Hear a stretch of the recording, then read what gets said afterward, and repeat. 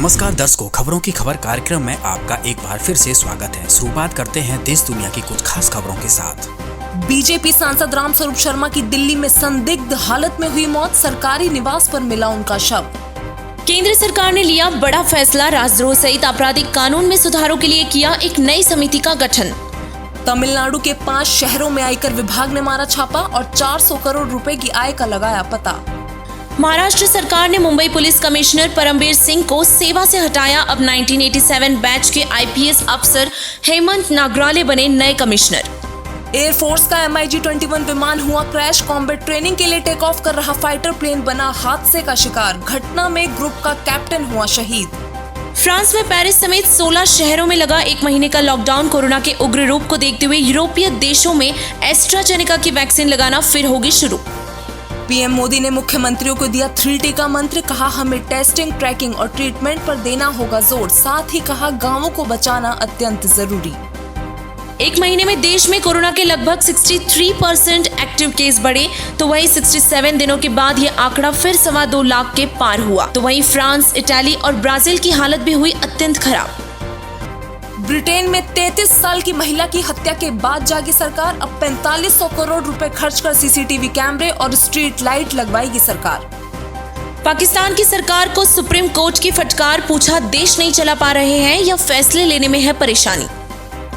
America के Atlanta में 3 massage पार्लरों में हुई अंधाधुंध फायरिंग, हादसे में 4 महिलाओं समेत 8 लोगों की हो गई मौत। भारत दौरे से भारत की प्रशंसा करते नजर आए ब्रिटेन के पीएम बोरिस जॉनसन, बोले क्लाइमेट चेंज के खिलाफ भारत ने दिखाया शानदार नेतृत्व। चीन ने व्हाट्सएप को टक्कर देने वाली सिग्नल ऐप को किया बैन। अब यूजर्स को VPN के जरिए यूज करना पड़ रहा है सिग्नल ऐप। सरकार ने घाटे से जूझ रही प्राइवेट टेलीकॉम कंपनियों की मदद करने से किया इनकार। साथ ही BSNL को 5G स्पेक्ट्रम का नहीं मिलेगा आवंटन। रांची में 42 दिन की दूध मुही बच्ची को अज्ञात कारणवश जिंदा जलाकर की हत्या। घर से 200 मीटर की दूरी पर मिला लड़की का शव। मामले में अभी पुलिस कर रही है जांच।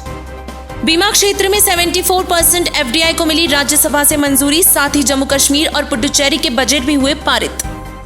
धर्म परिवर्तन करवाकर 15 साल की बच्ची का करवाया जा रहा था निकाह। दिल्ली महिला आयोग ने निकाह पर लगाई रोक। देश में कोरोना का कहर फिर से हुआ शुरू। 20 मार्च से महाराष्ट्र और मध्य प्रदेश के बीच बसों की आवाजाही हुई बंद।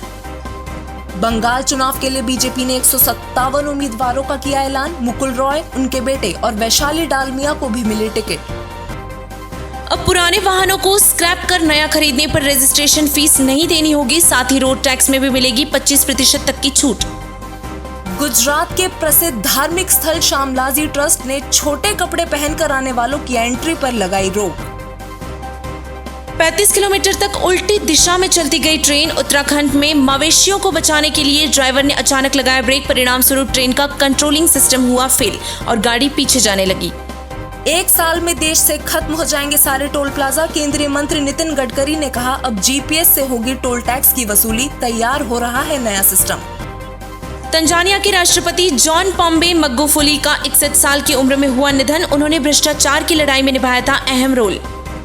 कोरोना से निपटने में नाकाम रहे देशों में नहीं जाना चाहते लोग। इटली, स्पेन शीर्ष 10 की सूची से हुए बाहर। वहीं न्यूजीलैंड, सिंगापुर शीर्ष 10 में शामिल होकर लोगों के पसंदीदा जगह बने। अफगानिस्तान में हुआ गंभीर हादसा। क्रैश लैंडिंग के चलते स्पेशल फोर्स का MI-17 हुआ नष्ट। हेलीकॉप्टर में सवार पायलट समेत 9 लोगों की हुई मौत। यूट्यूबर्स हो जाएं अलर्ट। अब नए फीचर चेक्स में पब्लिशिंग से पहले वीडियो की कॉपीराइट की होगी जांच। कोरोना के बढ़ते कहर को देखते हुए अहमदाबाद में हुए भारत इंग्लैंड के बीच खेले जाने वाले 2020 मैच में दर्शकों की एंट्री करने पर लगाया गया रोक। आखिरी 3 मैच खाली स्टेडियम में खेले गए। कोरोना के बढ़ते प्रकोप को देखते हुए अहमदाबाद, बड़ौदा, सूरत समेत गुजरात के 7 शहरों में रात 9 बजे से 6 बजे तक का नाइट कर्फ्यू लगा। साथ ही सिटी बस की सेवाएं, बाग बगीचे, मॉल, स्कूल और कॉलेज को भी किया गया बंद। मिजोरम में असम राइफल द्वारा 13 लाख की फॉरेन सिगरेट्स को किया गया जब्त। जगत गुरु तत्वदर्शी संत रामपाल जी महाराज जी के सानिध्य में राजस्थान में सुभाष और मंजू, हरियाणा में प्रियंका और नीतीश तथा अन्य 6 जोड़ों सहित देश के विभिन्न राज्यों में बिना मेहंदी, हल्दी और फेरों जैसी रस्मों व बिना बैंड बाजा बारात के दहेज रहित विवाह मात्र 17 मिनट में हुए संपन्न।